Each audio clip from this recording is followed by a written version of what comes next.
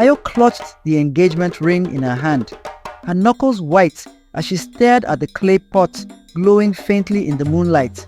The voices of the spirits whispered around her, a low hum in the back of her mind, pulling her toward the altar of the old church. But all she could think about was Kunle, his smile, his voice, the way his hands felt warm and steady when he promised they'd spend their lives together. I just wanted to be his wife, she thought bitterly, her chest tightening. I wanted a normal life, a husband, children, a future. But the spirits didn't care about her dreams. They didn't care about the ring in her hand or the promises she had made to herself. They only cared about the blood that ran through her veins, the legacy she had tried so hard to escape. 100 years ago, the missionaries, with the assistance of Ayo's family, had built their church on sacred ground. Ayo's family had silenced the spirits that once protected the village. The spirits agreed to a 100-year lease, but the lease is now up. The spirits are no longer bound and they are angry. Ayo's family, Ayo's bloodline, has always been the key to appeasing the spirits. Ayu! A deep voice rumbled from the shadows, sending a chill down her spine. The spirits emerged from the cracked stone floor of the church, its form twisting and amorphous, its presence filling the room with an oppressive weight. You cannot run from who you are. The balance must be restored. Tears welled in her eyes as she gripped the ring tighter, the metal biting into her palm. She thought of her family, the parents and brother she had lost, the grandfather she had abandoned, and the dreams they had once nurtured for her. She thought of Kunle's face when she left Lagos, his confusion and hurt as she told him she needed to go back to the village. Why? He had asked, his voice breaking. Why now, Ayo? Because the whispers had become screams. Because her family's legacy had found her, no matter how far she had run. And because every night she closed her eyes, she saw the faces of her ancestors, their eyes pleading, their voices calling her home. Ayo looked up at the spirits, her heart pounding in her chest. What do you want from me? She whispered, her voice trembling. The spirit's glowing eyes burned brighter. The blood remembers. You must remember. Only then can the future you crave survive. Her tears falling freely now. She had wanted love. She had wanted a life that was hers. But now, she stood at the crossroads of her past and her future, unsure which path would destroy her more. What is worth saving if it means losing yourself? Ayo murmured to herself. How did I get here? Let's go back to how this began. A few days ago, the sound of Zafia hummed outside Ayo's apartment, like an orchestra tuning before a performance. Car horns honked in uneven rhythms. Street vendors called out their wares, and the distant wail of a downfall bus conductor echoed down the streets. Ayo loved the chaos. It was life, pulsing and vibrant, a stark contrast to the quiet grief that had once defined her childhood. She stood in front of her cracked mirror, meticulously wrapping her gile, the colorful head wrap that framed her smooth, oval face. Her hands moved with practiced precision, folding and tucking the fabric until it sat like a crown. Kunle always said she looked like a queen when she wore her ashabi, and today she needed to feel that way. The dress she had chosen was special, a bright green gown with gold accents that traced along her hips and flowed down to her ankles. Kunle had bought it for her during their trip to Abeokuta, insisting it matched the beauty of her spirit. She had laughed at his poetic flattery then, but now, with the engagement party only a few weeks away, she clung to those words as if they could shield her from the doubts clawing at the edges of her mind. Ayo leaned closer to the mirror, tracing a finger over her cheek. Her skin glowed in the warm light that streamed through her curtains. But her eyes betrayed her. They looked tired, restless, as if they carried the weight of a secret she hadn't yet acknowledged. She sighed and stepped back, surveying the room. The tiny apartment was cluttered but cozy, filled with remnants of a life she had worked hard to rebuild. A stack of textbooks sat on the kitchen counter, reminders of the accounting degree she had fought tooth and nail to earn. On the wall hung a small framed photo of her family, taken before the accident. A rare image of her father smiling, her mother holding her baby brother, and her grandfather Papa standing stiff and formal at the edge. Her chest tightened as her gaze lingered on the photo. She hadn't spoken to Papa in years, not since the argument that had driven her away from the village for good. His voice echoed in her memory, stern and unyielding. "You have no right to abandon your roots. Everything you are comes from this place." Ayo shook her head, forcing the memory aside. Papa was gone now, and she had no reason to dwell on the past. Her future was here, in Zafia, with Kunle. The knock at the door startled her. She glanced at the clock, 5:45 p.m. Right on time. Kunle had a habit of showing up exactly when he said he would, a trait that both amused and impressed her. But when she opened the door, it wasn't Kunle standing there. "Delivery for Miss Ayo Obafemi," the courier said, holding out an envelope. His uniform was crisply ironed, his face impassive as he waited for her to sign the receipt. Ayo frowned, but took the envelope. It was thick, sealed with Kunle's family crest, a golden emblem embossed in wax. Her heart sank. Kunle had mentioned his parents were traditionalists, but they had been polite, if distant, during their last meeting. She hadn't expected to hear from them directly, much less through an official-looking letter. "Thank you," she murmured, closing the door. The envelope felt heavy in her hands, its weight far greater than its physical mass. She hesitated for a moment before sitting at the edge of her bed and carefully breaking the seal. The letter was written on crisp, cream-colored paper.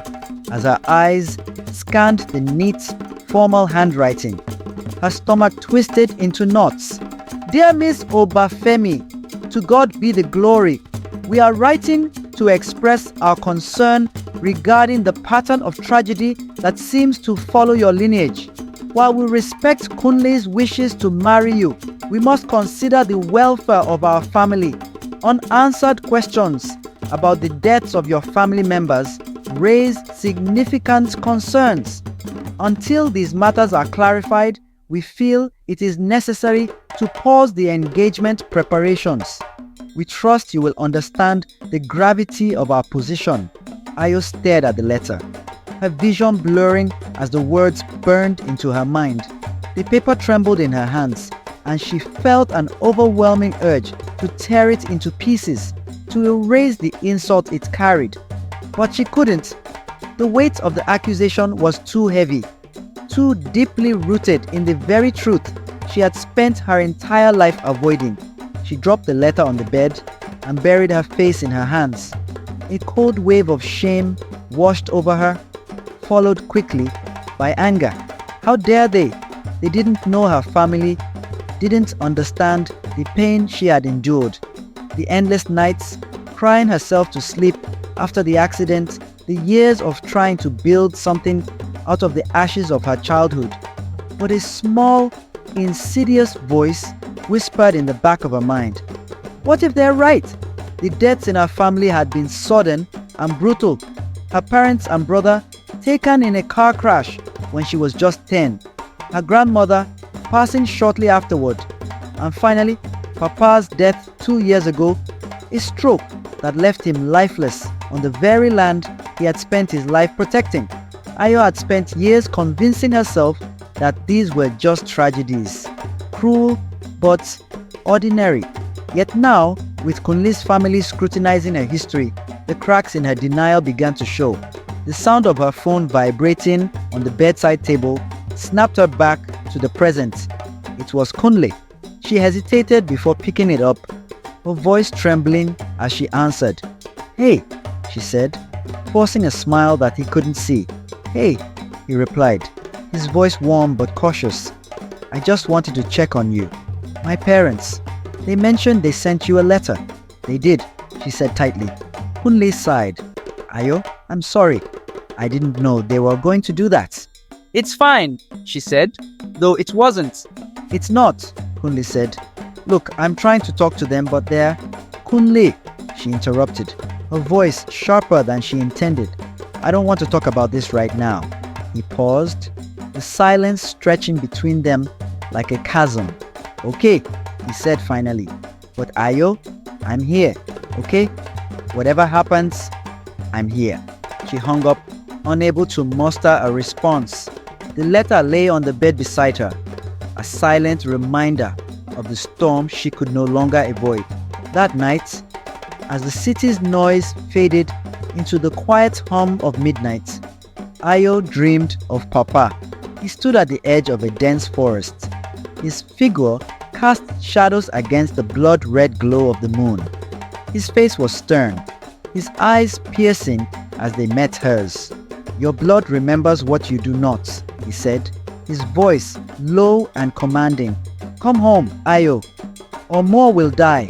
She woke with a start, her chest heaving as the echoes of his words lingered in the darkness. For the first time in years, the village felt closer than the city around her. The day after receiving the letter, Ayo sat cross-legged on the cool tile floor of her living room, her back pressed against the couch. Her best friend, Bisi, was perched on the armrest, a mug of steaming tea in her hands. The late afternoon sun spilled through the window, bathing the room in golden light. But the warmth didn't reach Ayo. She clutched the letter in her lap, the words now crumpled and blurred from the countless times she had read them. Her chest felt heavy, like a stone pressing down on her ribs. Bisi watched her with quiet concern, her usually lively face subdued. "You've barely said anything," Bisi finally said, breaking the silence. "What's going on in that big head of yours?" Ayo glanced at her, her lips pressed into a thin line. "What is there to say? Kunle's parents think I'm cursed, that I'll bring some kind of doom to their family." Bisi frowned, setting her mug down on the coffee table. "You know it's not like that. They're just being cautious. It's not uncommon for people to wonder about things like this, especially in a culture like ours. People believe in spiritual connections, family legacies, things that can't be explained by logic." Ayo shook her head, her braids swaying. "It's ridiculous. My family's deaths were accidents. Tragic, yes, but accidents. How can anyone blame me for that?" Bisi raised an eyebrow. "Are you sure you don't blame yourself?" The question hit Ayo like a slap. She stared at Bisi, her eyes widening in shock. "What? You've carried this weight for years," Bisi continued, her tone gentle but firm. "I see it in the way you avoid talking about them, the way you flinch when someone brings up your family. Maybe it's time you ask yourself if you really believe it was just bad luck." Ayo's hands tightened around the letter. "What are you trying to say? That I'm responsible for their deaths?" Bisi sighed. "No, Ayo, that's not what I'm saying. But maybe there's something unresolved, something you haven't faced. It's like..." She paused, searching for the right words. "It's like you've built a wall between yourself and your past. But walls don't keep pain out. They just trap it inside." Ayo scoffed, looking away. "I've dealt with my past. I moved on. I built a life for myself here in Zafia. I don't need to go digging up old wounds." "But what if those wounds are still bleeding?" Bisi leaned forward, her expression earnest. "You can't run forever, Ayo. The past has a way of finding you." Ayo opened her mouth to argue, but stopped. The weight of Bisi's words settled over her like a shroud. For years, she had pushed her past into the deepest corners of her mind, locking it away, where it couldn't hurt her. But now, with Kunle's family raising suspicions and her dreams growing more vivid. She couldn't ignore the cracks forming in her carefully constructed life. Last night, Ayo said quietly, her voice barely above a whisper, I dreamed of Papa. Bisi's eyes widened. Papa? As in your grandfather? Ayo nodded, her fingers trembling as she smoothed the crumpled letter in her lap. He was standing in a forest. There was this red moon behind him, and his voice, it was so clear, Bisi. He said I needed to come home or more people would die. Bisi frowned, her brow furrowed in thought. That's unsettling. Do you think it means something? I don't know. Ayo's voice cracked. I don't even know why he's haunting me now. He wasn't exactly the most loving person when he was alive. What happened between you two? Bisi asked softly. Ayo hesitated, her gaze dropping to the floor. The memories surfaced reluctantly, like shadows creeping into the light. After my parents died, Papa became my guardian. But he wasn't kind. He was strict, cold. He wanted to control every aspect of my life. He used to say I was too soft, too city-minded, that I needed to remember where I came from. We fought all the time, and that's why you left the village. Yes, after one particularly bad fight, he told me he never wanted to see me again, and I didn't. I moved to Zafia, and I never looked back. Bisi tilted her head, her eyes searching Ayo's face. Do you regret it?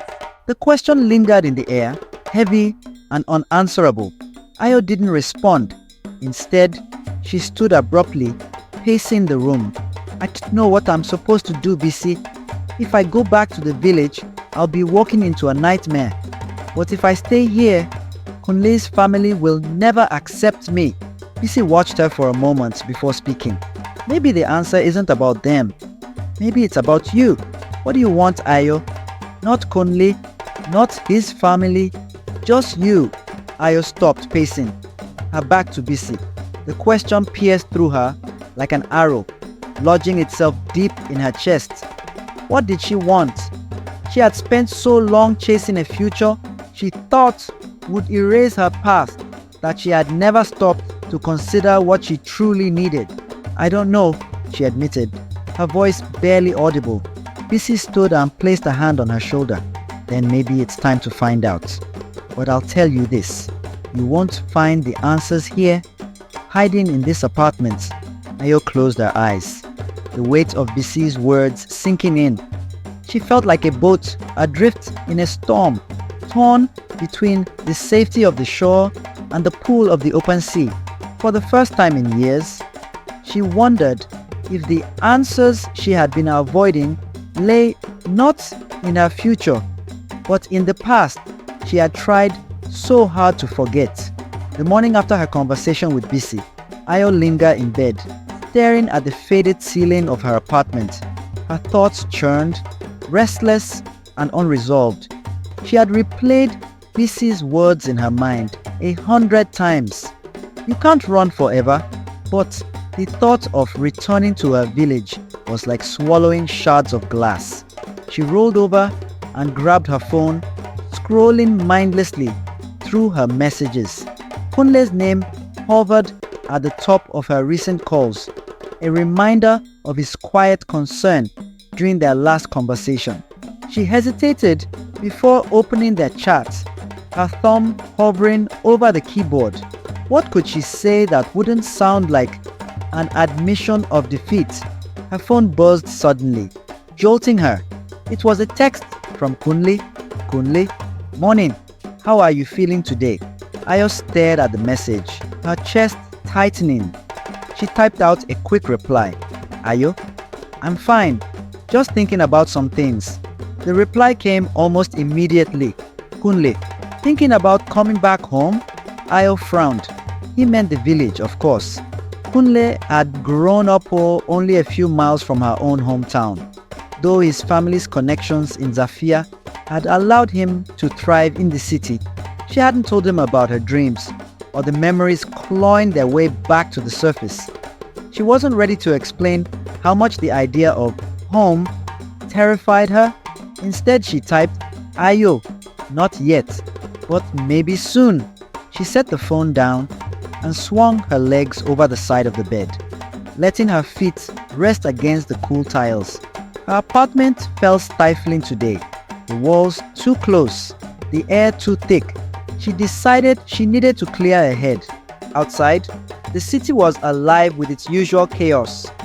Street vendors lined the road, their colorful umbrellas shielding them from the sun as they shouted prices for roasted corn, ground nuts, and suya.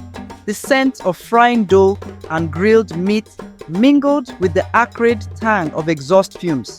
Ayo ducked into a nearby cafe, its tiny interior a haven of quiet amid the noise. She ordered some ginger drink and sat by the window, watching the world move around her.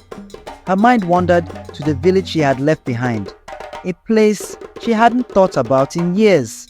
Images surfaced unbidden, the red earth paths that wound between clusters of mud brick houses, the thick groves of trees that seemed to whisper secrets when the wind passed through them.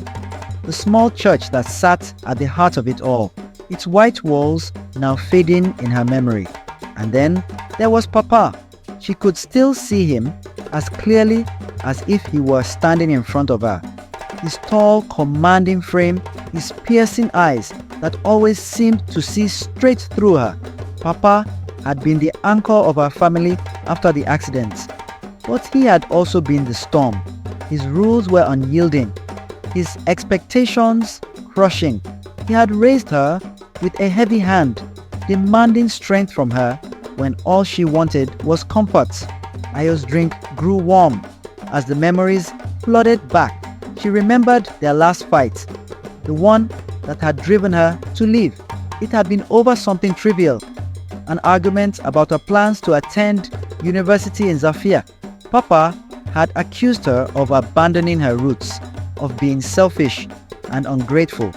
She had shouted back, accusing him of being a tyrant who couldn't see beyond his own traditions. "I never want to see you again," he had screamed before slamming the door behind him. And she never had. Ayo rubbed her temples, trying to push the memory aside. Dwelling on the past wouldn't change anything, but the guilt lingered, a shadow she couldn't shake. She finished her ginger drink quickly and left the cafe, hoping the walk back to her apartment would clear her head. When she returned home, the first thing she noticed was the letter. It was still on the coffee table where she had left it, its edges curling slightly from being handled so often. She picked it up and read it again, though the words had long since been burned into her memory. We must consider the welfare of our family. Unanswered questions about the deaths of your family members. Each sentence felt like a dagger, cutting into wounds she hadn't realized were still open. The deaths of her parents, her brother, her grandmother, and even Papa had always felt like separate tragedies, unconnected except by the cruel hand of fate. But now, the suspicions Kunle's family had planted made her question everything. Her phone buzzed again, pulling her from her thoughts. It was another message from Kunle. "Kunle, whatever you decide, I'll be here. Just don't shut me out." Ayo stared at the screen, her emotions a tangle of love and fear. Kunle had always been her anchor, the one person who made her feel like the future could be brighter than the past. But now, even he was slipping through her fingers, caught in the web of doubts and secrets she couldn't unravel. She typed a reply, her fingers trembling. "Ayo, I need time to figure things out. Please be patient with me." That night, the dreams returned. Ayo found herself standing in the middle of a dense forest, the air thick with the scent of earth and damp leaves.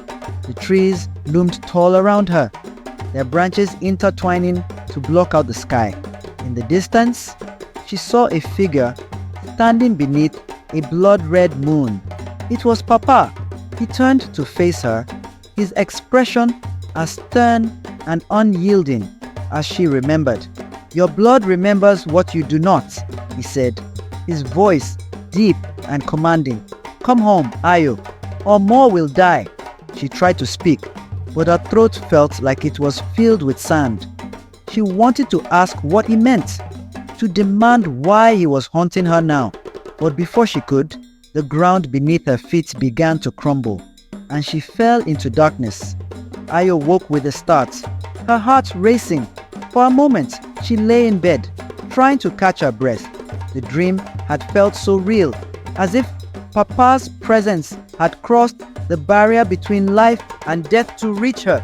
She sat up, her mind racing. She couldn't ignore the signs any longer.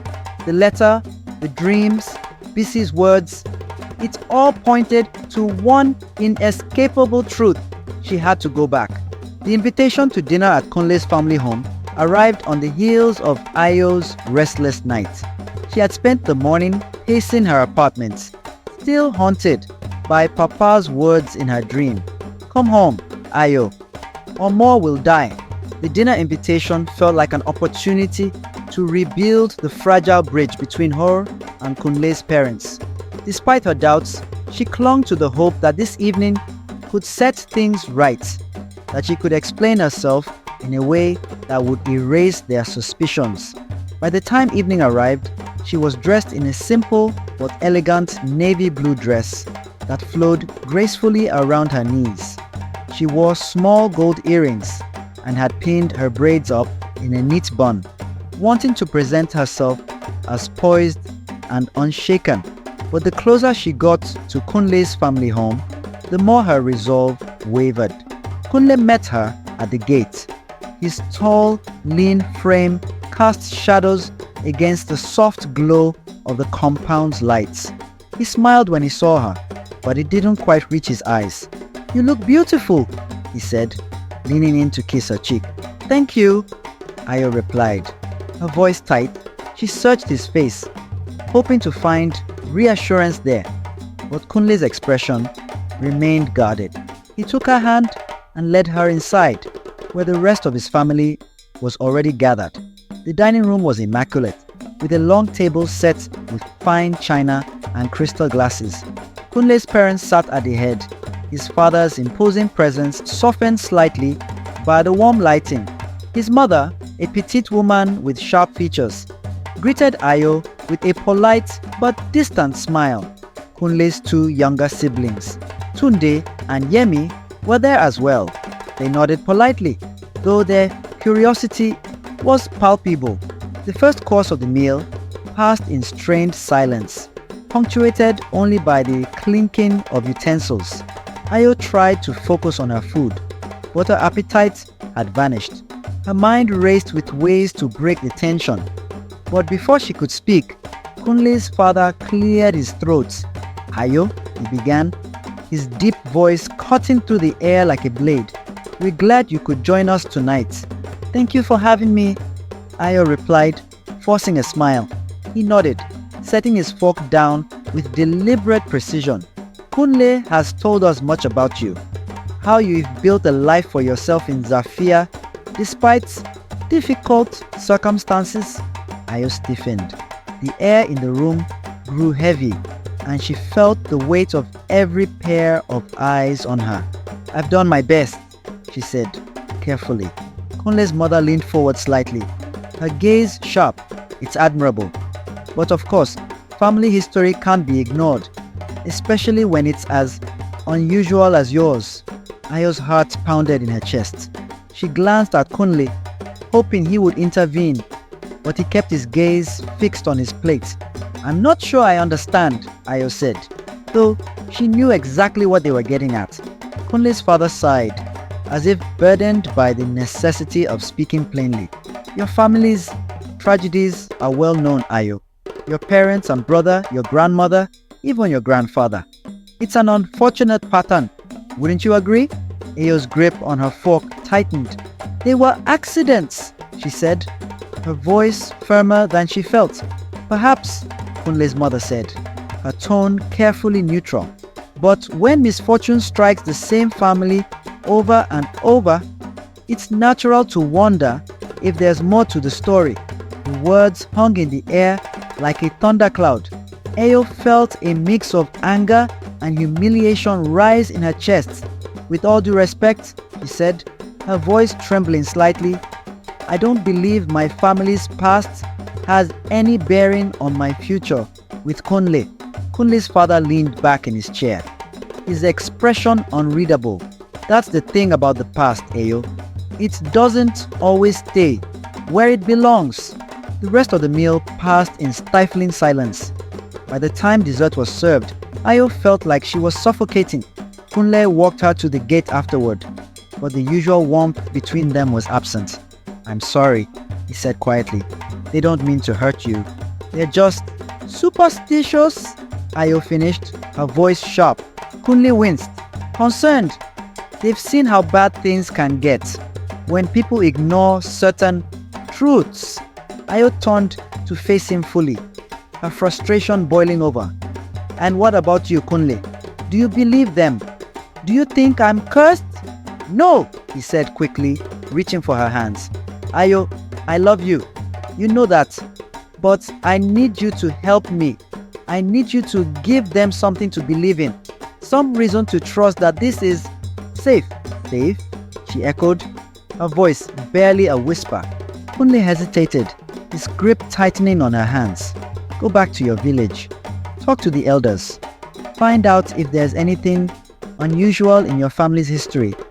Maybe that will put their minds at ease." Ayo pulled her hands free, her chest tight with disbelief. "You want me to dig up old ghosts to satisfy your parents' fears?" "I want us to have a future," Kunle said, his voice breaking slightly. "Please, Ayo, just think about it." That night, the dreams returned with a vengeance. Ayo found herself in the same dark forest, the air thick with the scent of earth and decay. The blood-red moon hung low in the sky, casting an eerie glow over the twisted branches. Papa stood at the edge of the clearing, his face shadowed but unmistakable. "You have no time left, Ayo," he said, his voice echoing around her. "The village is in danger. They will come for you, just as they came for the others." "What are you talking about?" Ayo demanded, her voice trembling. "The blood remembers," Papa said, his figure beginning to fade. "Come home, Ayo, or more will die." She woke with a start, her body drenched in sweat. The words rang in her ears, haunting and inescapable. By the time the sun rose, she had made her decision. She would return to the village. The morning Ayo left for the village was heavy with unspoken fears. The city, which she had grown to love for its chaos and anonymity, suddenly felt distant. Her small apartment, filled with the warmth of her carefully curated life, now seemed like a foreign place. Each piece of furniture was a reminder of a life she might not return to. Her packed bag sat by the door, its weight nothing compared to the burden in her chest. She had tried to delay this moment, she told herself. She just needed one more day to think, one more phone call to Kunle for reassurance. But Papa's words from her dreams wouldn't leave her. "The blood remembers. Come home, Ayo, or more will die." Her phone buzzed on the counter. It was Kunle. She hesitated, her fingers hovering over the screen before picking it up. "Hello, are you sure about this?" Kunle's voice was soft, but there was an edge of worry to it. "I don't have a choice," she replied, her voice steadier than she felt. Kunle sighed. "You always have a choice, Ayo. You could stay. We could figure this out together." "I wish it were that simple," she said, her throat tightening. "But it's not. If there's even a chance that what your parents believe is true, if my family's past is affecting us, I have to face it." There was a long pause on the other end of the line. Finally, Kunle said, "I'll be here when you're ready. Just be careful, okay?" "I will," she promised, though she wasn't sure if she believed it herself. The journey to the village was long and grueling. The roads grew narrower and more treacherous as the bus left the city behind, winding through thick forests and small settlements. The air grew heavier, the lush greenery pressing in on all sides as if the land itself were alive, watching her. Ayo hadn't returned to the village since Papa's funeral 2 years ago. Even then, her visit had been brief and obligatory, a blur of condolences and rituals she had barely understood. Now, as the familiar red earth came into view, a sense of foreboding settled over her. The bus dropped her off at the edge of the village. She stepped out onto the dusty road, her bag slung over her shoulder. The silence was startling. Unlike the vibrant energy of Zafia, the village felt subdued, almost hollow. As she walked toward her childhood home, she noticed the changes. The once lively marketplace was nearly empty, the stalls abandoned or in disrepair. The air carried a faint, acrid smell, and the trees that lined the paths seemed darker, their branches gnarled like skeletal hands. When she reached the house, it was exactly as she remembered, modest and weathered, with a thatched roof and walls of faded brick. She stood at the gate for a moment, her heart pounding as memories flooded back. The front porch, where she had sat, shelling groundnuts with Mama. The tree where her brother had climbed and fallen, scraping his knee and wailing until Papa scolded him into silence. Her feet felt rooted to the ground, as if the land itself were pulling her back into the past. "Ah, Ayo, you've come." The voice startled her. She turned to see Mama Ebon, the village elder, standing at the gate. The old woman's eyes, clouded with age but still sharp, bore into her as if they could see the thoughts she tried to hide. "Yes, Mama," Ayo said, bowing slightly out of respect. I had to come." Mama Ebon nodded slowly, her expression unreadable. "I knew you would. The spirits have been restless. They speak your name often." Ayo felt a chill run down her spine. "What do you mean?" "Come," Mama Ebon said, turning and gesturing for Ayo to follow. "There is much you need to understand." The elder's hut was small but meticulously kept, its walls adorned with charms and symbols Ayo vaguely remembered from her childhood. A small fire crackled in the center, filling the air with the scent of burning herbs. Mama Ebon motioned for Ayo to sit on a woven mat. She settled across from her, studying her with an intensity that made Ayo squirm. "You've been dreaming," Mama Ebon said, after a long silence. Ayo's breath caught in her throat. "How did you know?" "The spirits speak through dreams," Mama Ebon said simply. "Your grandfather, he has been trying to reach you, to warn you." "Warn me about what?" Ayo asked, her voice trembling. Mama Ebon leaned forward, her expression grave. "The land remembers, Ayo. Your family's bloodline is tied to it in ways you cannot yet understand. 100 years ago, the missionaries built their church on sacred ground, silencing the spirits that once protected this village. But the lease is up. The spirits are no longer bound, and they are angry. Your family, your bloodline, has always been the key to appeasing them." Ayo shook her head, her mind racing. "I don't understand. What does this have to do with me? With my family's deaths?" "Your family made sacrifices," Mama Ebon said, her voice heavy with sorrow. "Your grandfather, your parents, even your brother, they gave their lives to keep the spirits at bay. Now, the burden falls to you." Ayo stared at her, the weight of the words sinking in. Her parents' car accident, her grandmother's sudden illness, Papa's stroke. Were they not coincidences after all? Were they part of some dark, unspoken pact? "I didn't ask for this," she said, her voice barely above a whisper. "No one asks for the blood they are born into," Mama Ebon replied. "But the spirits do not care for your wishes. They only care for balance. If you do not act, the village will suffer, and the deaths will not stop with your family." Ayo felt the room spinning, her chest tightening as the enormity of the situation overwhelmed her. She had come here searching for answers, but instead, she had found a burden greater than anything she could have imagined. "What do I have to do?" she asked, her voice trembling. Mama Ebon's eyes softened, but her tone remained firm. You must remember. You must reclaim what your family has forgotten. Only then can you make things right. The next morning, the village seemed even more subdued than before. Ayo woke to the sounds of distant chanting, faint and melodic, drifting through her window like the whispers of ghosts. She sat up in the small room she had claimed in her family's old home, the bed frame creaking beneath her.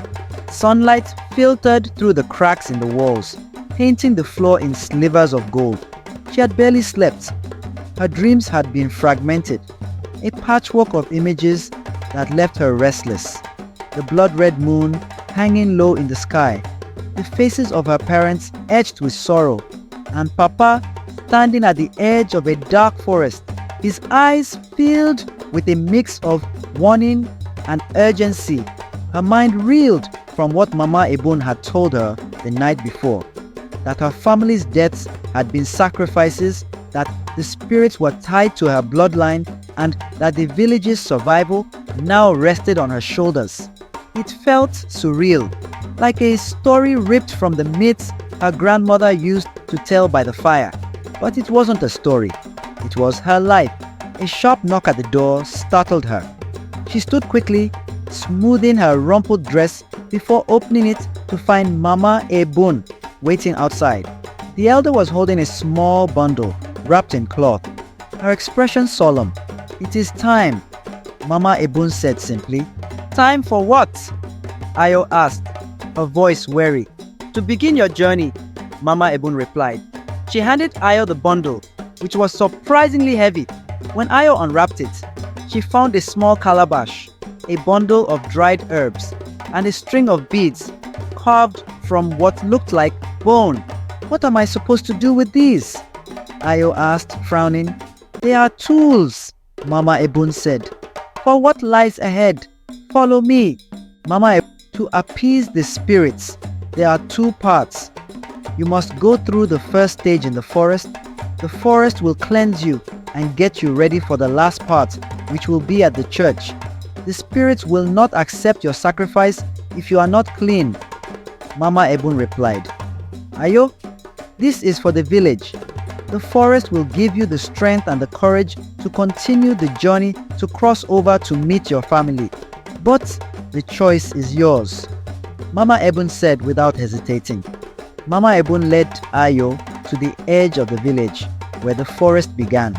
The trees stood like silent sentinels, their branches entwined to form a canopy that blocked out the sunlight.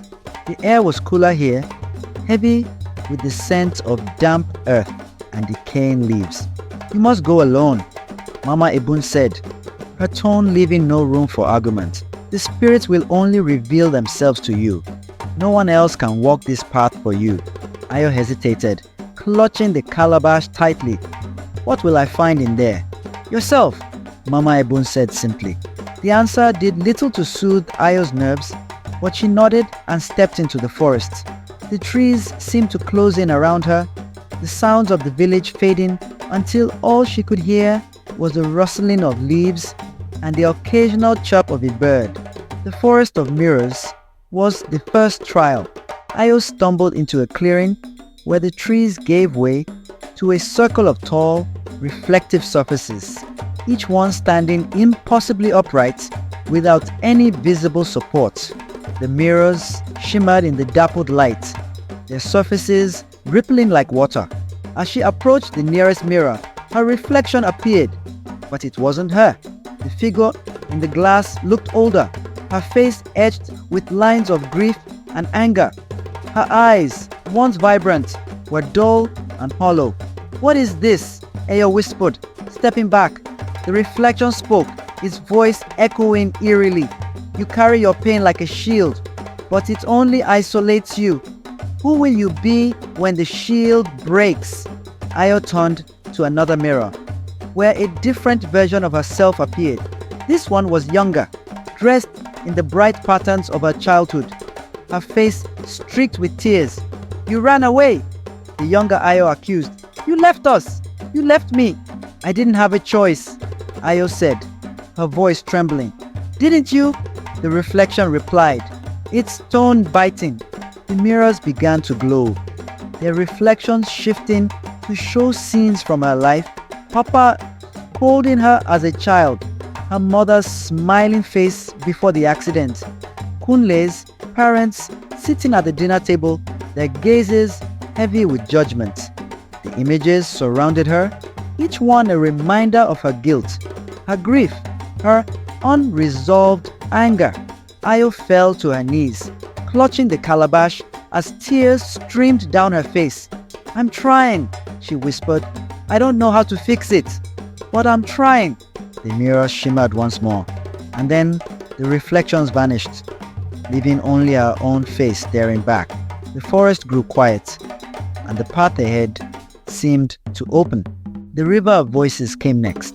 Ayo found herself standing on the banks of a shallow river, its surface glittering like molten silver. The water was calm, but as she stepped closer, she heard it, a cacophony of voices rising from the depths. They called her name, each one familiar yet distant. She recognized her mother's voice first, soft and melodic. "Ayo," it said, the sound wrapping around her like a warm embrace. "You've carried this pain for so long. Let it go." Her father's voice followed, steady and reassuring.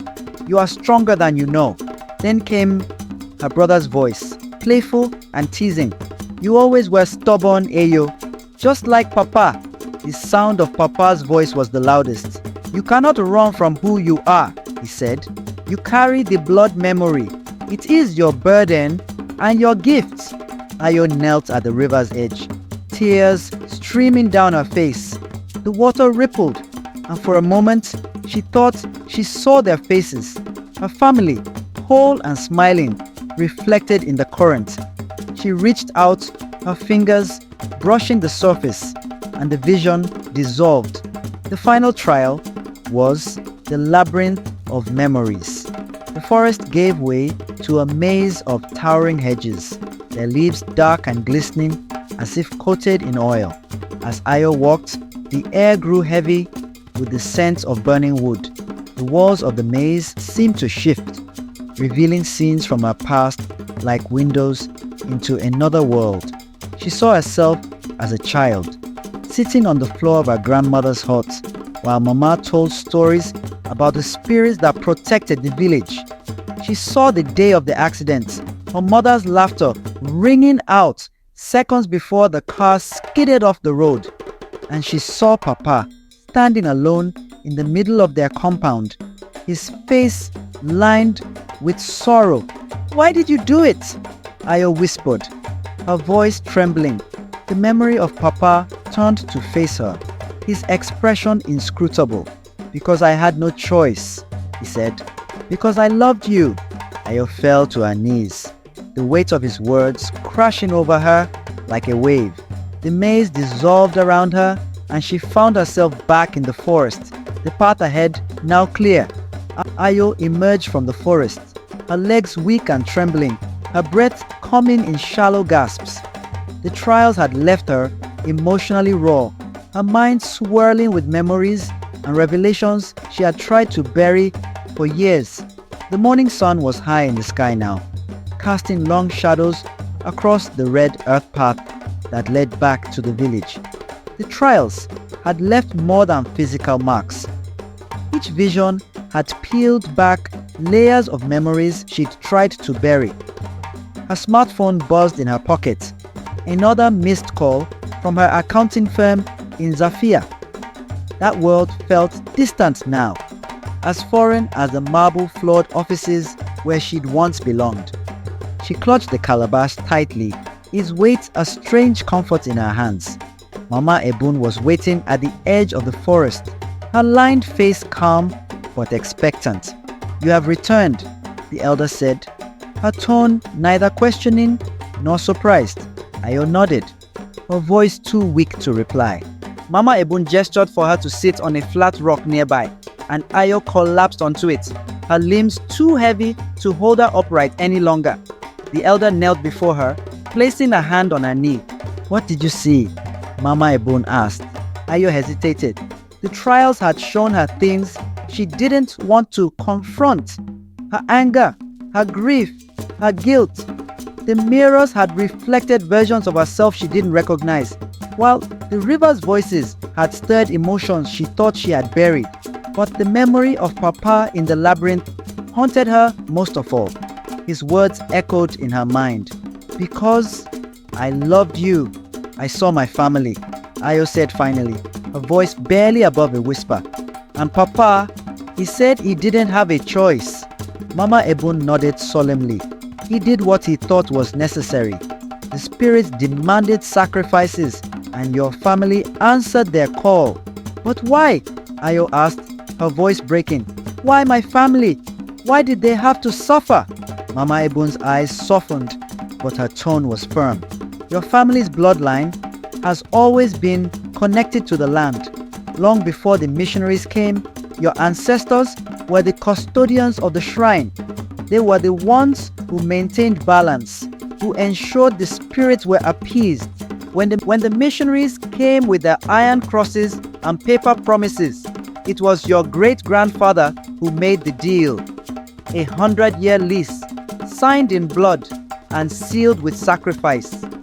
This way, the missionaries could build their church on the sacred ground without disrupting the balance. Now that the spirits are restless, your family bore the cost." Ayo shook her head, her throat tightening with emotion. "It's not fair. They didn't deserve to die for something they didn't choose. Fairness has no place in the world of the spirits," Mama Ebun said. "They care only for balance. When the shrine was silenced, your family became the offering that kept the village safe. But the lease has ended, Ayo. The spirits are no longer bound. And now, they demand what is owed." Ayo looked up at the elder, her eyes burning with unshed tears. "What does that mean for me?" Mama Ebun placed a hand over Ayo's. "It means the cycle must be completed. You are the last of your bloodline, Ayo. The spirits will not rest until the balance is restored." The weight of Mama Ebun's words followed Ayo as she returned to her family's compound. She sat on the front porch, staring out at the empty road, her mind racing. For years, she had tried to escape the shadow of her family's legacy, building a new life for herself in Zafia. She had convinced herself that she could leave the past behind, that the village and its traditions were nothing more than relics of a life she didn't want. But now, the truth was undeniable. Her family's blood was tied to the land, and the spirits would not let her go so easily. The sun was beginning to set when she heard footsteps approaching. She looked up to see Mama Ebun walking toward her, carrying a small clay pot. "This is for the next part of your journey," the elder said, handing it to Ayo. Ayo frowned, examining the pot. It was plain and unremarkable, but when she held it, she felt a strange warmth radiating from it. "What am I supposed to do with this?" she asked. "You must return to the church," Mama Ebun said. "The spirits will meet you there. They will ask you to make a choice." "What kind of choice?" Mama Ebun's expression darkened. "One that will determine the fate of the village and your own." Mama Edun left Ayo sitting on the front porch of her home, staring at the pot as if it might reveal some hidden answer. Her words replayed in her mind. "It's your choice." The simplicity of the choice was deceptive. Either she gave herself to the spirits, ending the cycle with her death, or she condemned someone else to take her place. The idea of sacrificing another person, a friend, a neighbor, anyone, made her stomach churn. But the alternative, could she really give up her life, her dreams of a future with Kunle? She thought of the engagement ring tucked safely in her suitcase, a symbol of the happiness she had fought so hard to claim. Her thoughts were interrupted by the sound of footsteps on the road. A group of villagers had gathered near the gate, their faces tight with fear and suspicion. Leading them was the Chidi, a wiry man with sharp features and a voice that carried like a whip. "There she is," Chidi said, pointing at Ayo, "the Obafemi witch." Ayo stood slowly, her heart pounding. "Can I help you?" "You can help us by telling the truth," Chidi snapped. "We know what's happening. The spirits are angry, and it's because of you." A murmur of agreement rippled through the group. "What are you talking about?" Ayo asked, though she already knew. "You come back after all these years, and suddenly everything gets worse," Chidi said. "Crops are failing, livestock are dying, children are falling sick. You brought this upon us, just like your family before you." Ayo's hands clenched into fists. "You think I want this? You think I asked for any of it? You're the last Obafemi," Chidi spat. "Your family was supposed to protect us, to keep the spirits appeased. Instead, you abandoned us, and now we're all paying the price." The crowd pressed closer, their voices growing louder. Ayo's gaze darted between their faces, searching for someone who might defend her.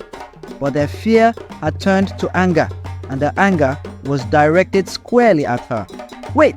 The voice cut through the chaos, and the crowd parted to reveal Mama Ebon, her staff tapping against the ground as she approached.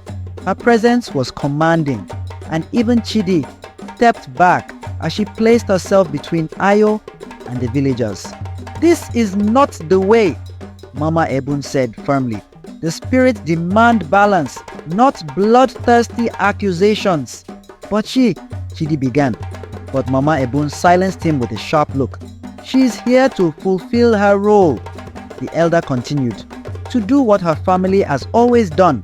If you interfere, you risk angering the spirits even further." The villagers exchanged uneasy glances, their anger faltering in the face of Mama Ebon's authority. Slowly, they began to disperse, though Chidi lingered, his eyes narrowing at Ayo before he turned and walked away. Once they were gone, Mama Ebon turned to Ayo, her expression softening. "Do not let their fear consume you," she said. "They are frightened, but they do not understand the burden you carry." "I don't even understand it," Ayo admitted, her voice shaking. "How am I supposed to make this choice? My life or someone else's? How can anyone make that decision?" Mama Ebon placed a hand on her shoulder. "The spirits do not ask for easy choices. They ask for balance. You must decide what you are willing to sacrifice to restore it." After the villagers left, Ayo was very tired. She called Kunle, but even Kunle's voice on the phone offered little comfort. "I think you should leave," he said, his tone hesitant. "Leave," Ayo repeated, her chest tightening. "And go where?" "Back to Zafia," Kunle said. "You've done everything you can. Let someone else handle this. You don't owe them your life, Ayo." His words stung, though she knew he meant well. "It's not that simple," she said. "This isn't just about the village. It's about my family, my bloodline. If I leave, the spirits will only grow angrier. People could die, Kunle. People have already died." He snapped, his frustration spilling over. "Your parents, your brother, your grandfather. How many more lives have to be lost before you say enough?" Ayo was silent, her throat tightening. "I'm sorry," Kunle said after a moment. "I didn't mean to. I'm scared, Ayo. For you. I'm scared too," she admitted, her voice barely above a whisper. They ended the call soon after, but the conversation lingered in Ayo's mind. The weight of the choice loomed over her, its shadow growing darker with each passing day, since Mama Edun had told her to rest a little before going to the church. She took a shower and went to rest on the bed. As soon as she slept, the dreams returned, more vivid and haunting than ever. Ayo found herself standing in the middle of a burning field, the flames licking at her skin without consuming her. The air was thick with smoke, and the cries of villagers echoed around her. In the distance, she saw Kunle. He was standing at the edge of the fire, his face pale and stricken. "Ayo!" he called, his voice desperate. "Don't leave me! I'm trying!" She shouted back, but the flames grew higher, separating them. Behind her, Papa's voice boomed, deep and commanding. "Ayo," it said, its voice low and resonant. "You must decide." "I can't," Ayo whispered, her voice trembling. "I don't know what to do. You are the last of our bloodline," Papa's voice said. "Our family understood the price of balance. Do you?" "This is the price, Ayo," he said, his voice heavy with sorrow. "We all must pay it, in one way or another. I even ran away and went to study in London, but the spirit followed me." "I don't want to die," Ayo whispered, her voice trembling. "No one does," Papa replied, "but some lives are not our own. Some lives belong to the land, to the spirits." "Why us?" she demanded, her anger flaring. "Why did you have to sacrifice everything? Why do I?" Papa's voice closer, his eyes locking onto hers. "Because we were chosen. Because our blood carries the memory. You carry it, Ayo, and it is heavier than you can imagine." Ayo shook her head, tears streaming down her face. "It's not fair. Why does it have to be me? Why does our family have to bear this burden? Fairness has no place in the order of the spirits. There is only balance," Papa's voice said. The room began to shake, the cracks in the floor widening as flames erupted from them. Ayo cried out, covering her face as the heat engulfed her. Ayo woke with a start, her body drenched in sweat. Her chest heaved as she struggled to catch her breath, the vision still vivid in her mind. The calabash was still on the table, its surface warm to the touch. She stared at it for a long time, her mind racing. She sat up, her hands shaking as she reached for the clay pot. The warmth it radiated seemed to seep into her skin, calming her just enough to think clearly. She couldn't let the village suffer. She couldn't let Kunle, Mama Ebun, and the rest of the villagers pay the price for her indecision.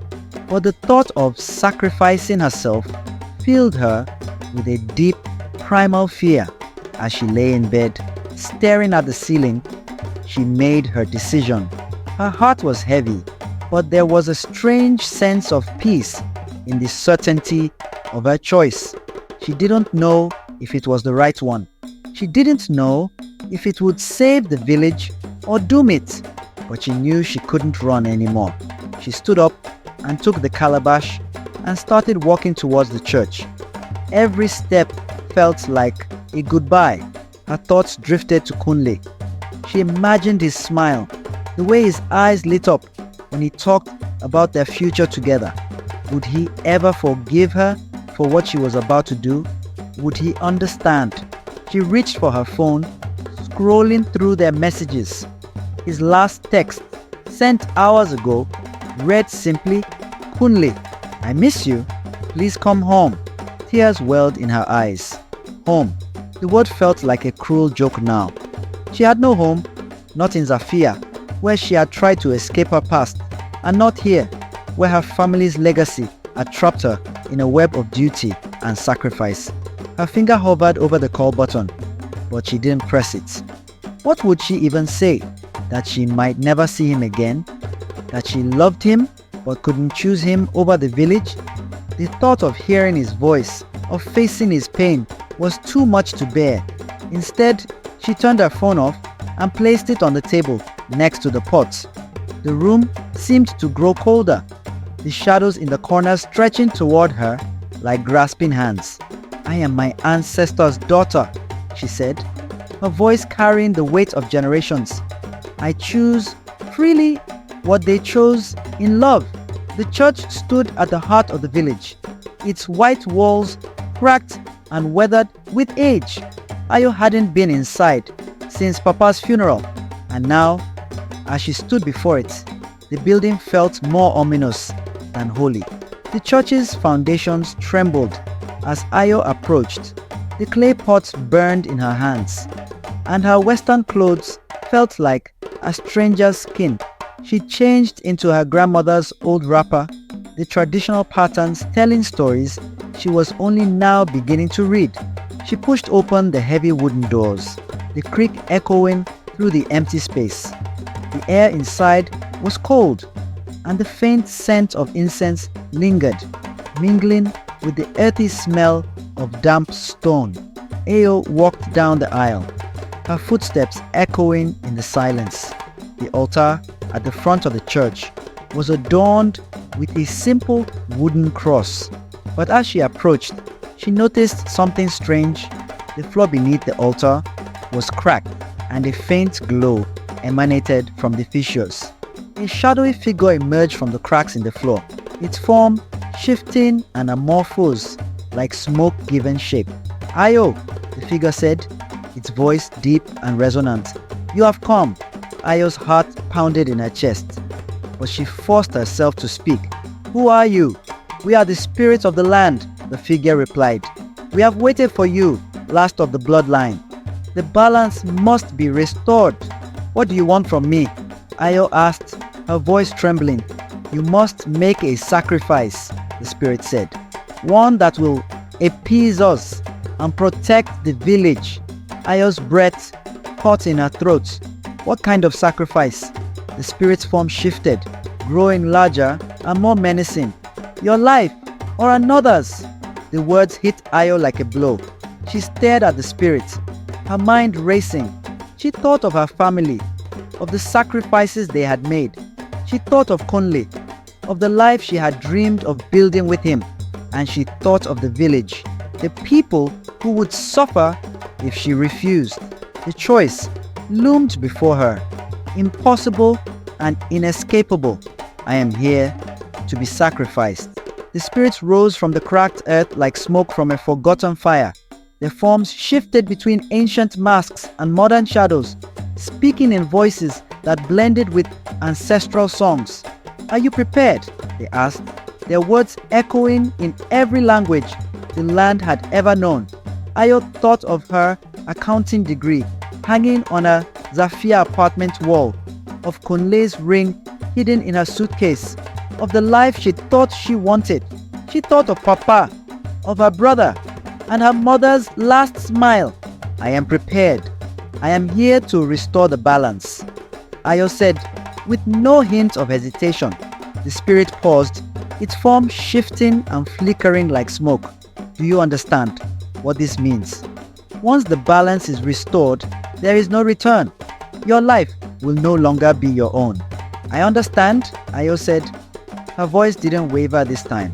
"If it means saving the village, saving the people I care about, then I will do it."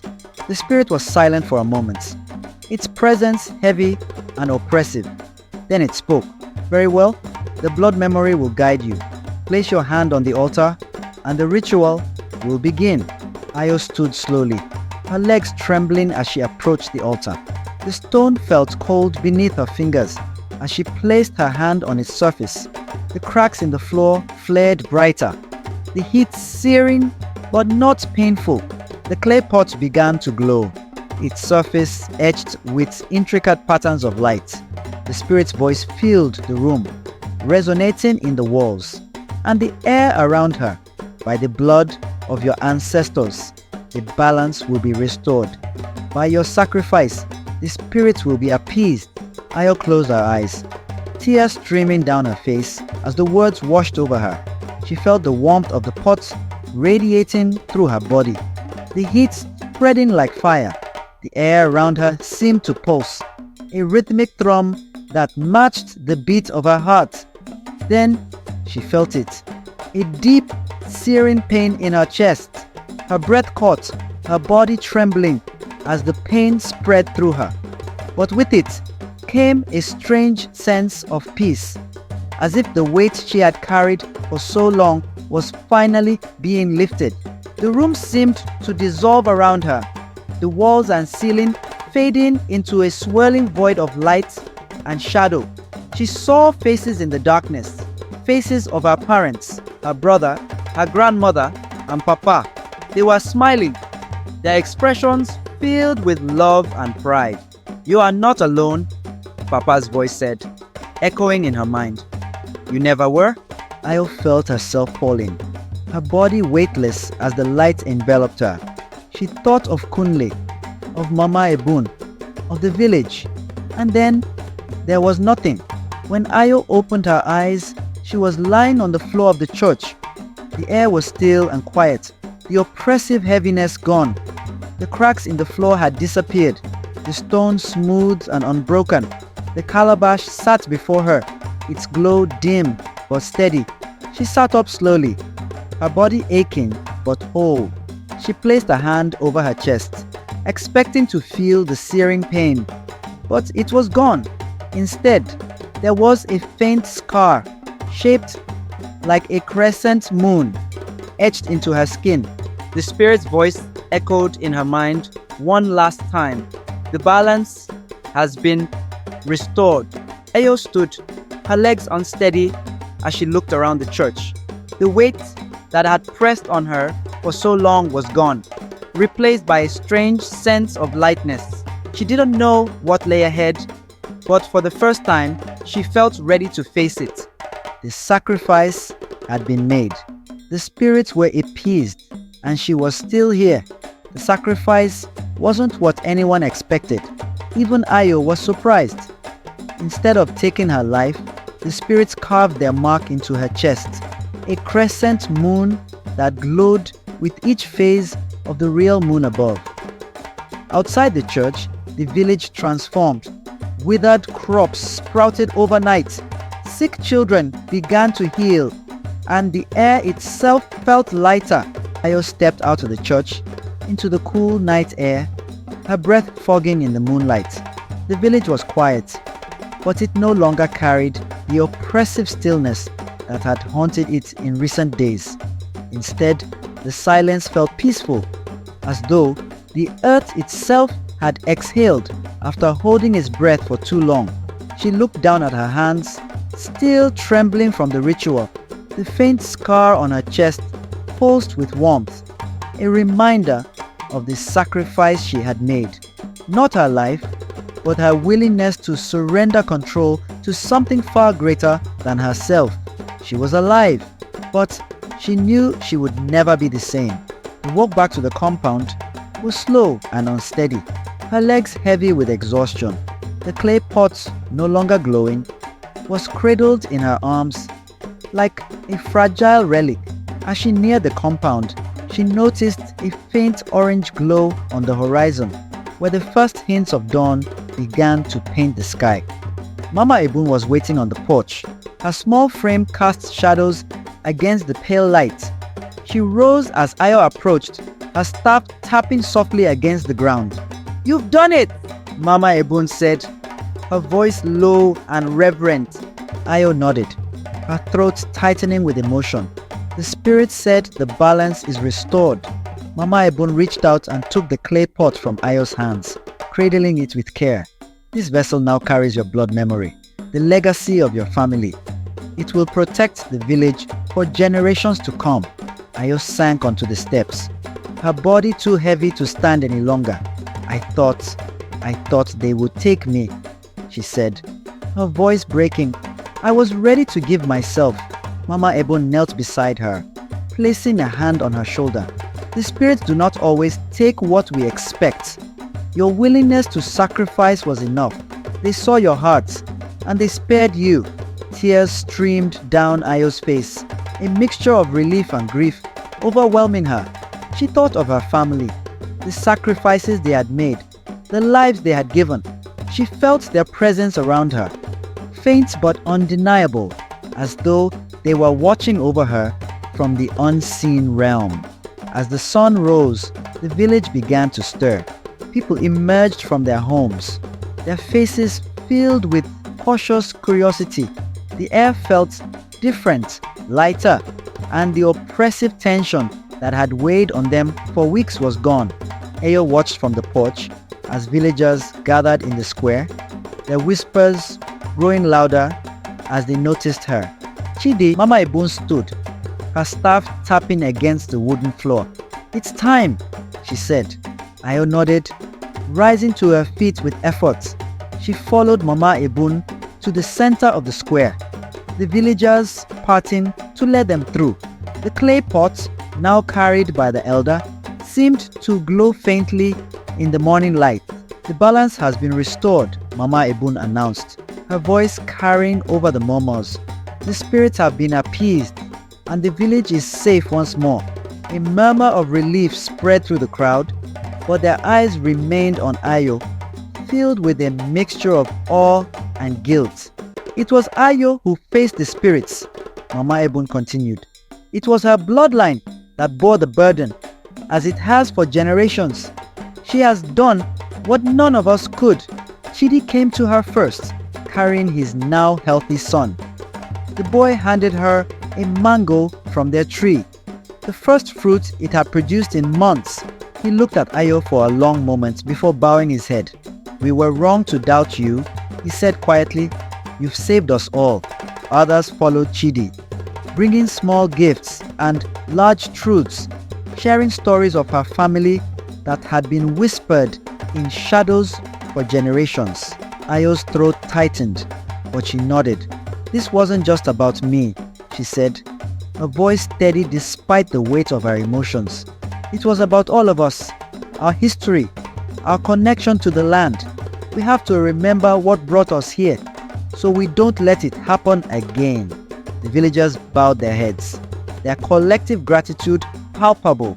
For the first time, Ayo felt a sense of belonging, a connection to the place she had once tried so hard to leave behind. Later that afternoon, Ayo returned to the forest where her trials had begun. The trees, once foreboding, now seemed calm and welcoming, their branches swaying gently in the breeze. She knelt by the river of voices, its surface glimmering in the sunlight. "Thank you," she whispered, her voice carrying into the stillness, "for guiding me, for helping me see the truth." The water rippled, and for a brief moment, she saw their faces. Her mother, her father, her brother, and Papa. They smiled at her, their expressions filled with pride and love. "You are never alone," her mother's voice said. Echoing softly in the air, Ayo smiled through her tears, her heart lighter than it had been in years. As she made her way back to the village, she heard the faint rumble of an approaching car. Her heart skipped a beat as she recognized the sleek black sedan pulling into the dusty road. The door opened and Kunle stepped out, his eyes scanning the surroundings before landing on her. "Ayo," he said, his voice filled with relief and worry. He rushed towards her, pulling her into a tight embrace. She clung to him, her tears soaking into his shirt. "You came," she whispered. "I had to," he said, pulling back to look at her. "I couldn't just sit there and wait. I needed to know you were okay." Ayo nodded, her chest tightening with emotion. "I'm okay now. The village is okay, but things are different. I don't understand what happened," he said, touching the glowing mark on her chest.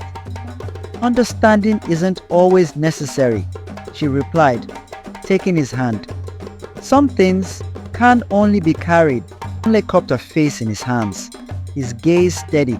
"I don't care how different things are, as long as you're here, as long as we're together." For the first time in weeks, Ayo felt hope blooming in her chest. She had faced the spirits, restored the balance, and reconnected with her family's legacy.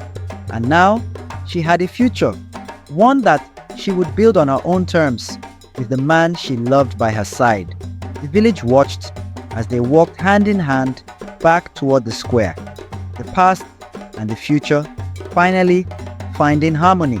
The day after the ritual, the village was alive with the quiet but palpable sense of renewal. The sun shone brighter, the air was crisp and cool, and the oppressive weight that had hung over the community was gone.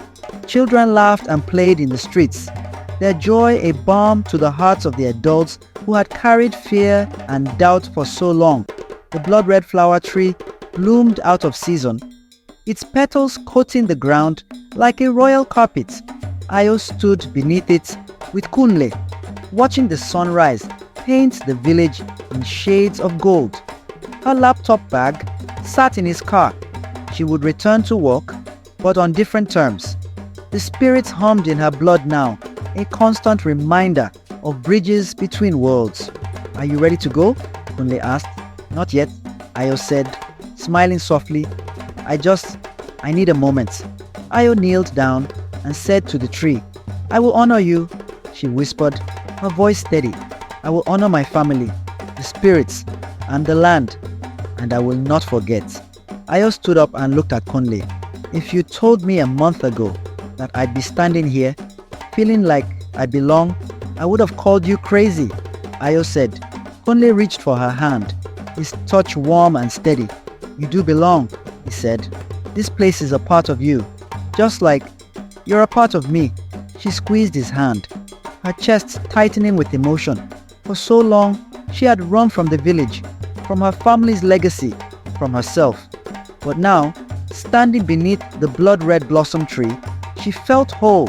I thought I'd have to give everything up, she said, quietly. My life, my future, you. But the spirit showed me that sacrifice doesn't always mean losing everything. It just means giving enough of yourself to make things right. Conley tilted his head, his brow furrowed in thought. Do you regret it? Coming back, facing all of this? Ayo shook her head. Number 8 hurt, and it was terrifying. But it was worth it. I understand now who I am, where I come from, and what it means to carry this legacy. Conley smiled, brushing a stray tear from her cheek. You're the bravest person I know, Ayo. She laughed, leaning into him. I don't feel brave. I feel tired. Then let's go home, he said gently. Ayo froze for a moment, the word home resonating in her mind.